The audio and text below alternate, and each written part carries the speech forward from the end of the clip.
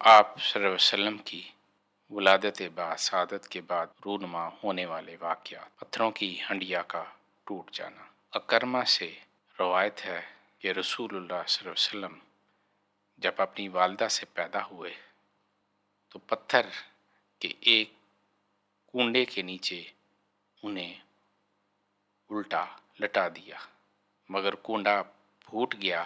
میں نے دیکھا وہ آنکھ پھاڑ کے آسمان کی طرف دیکھ رہے تھے۔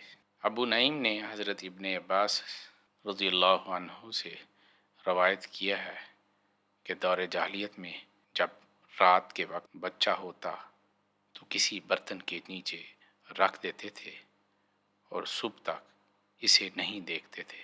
جب آپ صلی اللہ علیہ وسلم کی ولادت ہوئی تو انہوں نے آپ صلی اللہ علیہ وسلم کو ہنڈیا کے نیچے رکھا۔ صبح کے وقت ہنڈیا کے پاس گئے تو وہ 2 حصوں میں پھٹ چکی تھی۔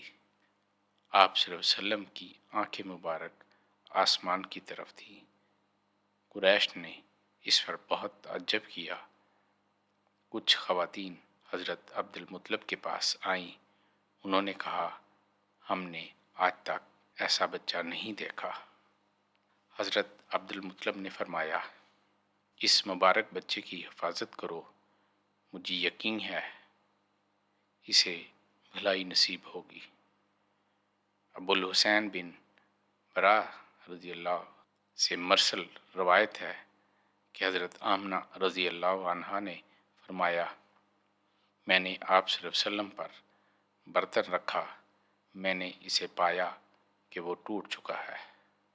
آپ صلی اللہ علیہ وسلم اپنا انگوٹھا چوس رہے تھے جس سے دودھ نکل رہا تھا۔ آپ صلی اللہ علیہ وسلم کا دیگر انبیاء علیہ السلام کی طرح مختون پیدا ہونا۔ حضرت انس بن مالک رضی اللہ عنہ سے روایت ہے، انہوں نے فرمایا کہ حضور صلی اللہ علیہ وسلم نے فرمایا، رب تعالیٰ کے دربار میں میری یہ عزت ہے کہ میں مختون پیدا ہوا ہوں، کسی نے میری شرمگاہ کو نہیں دیکھا۔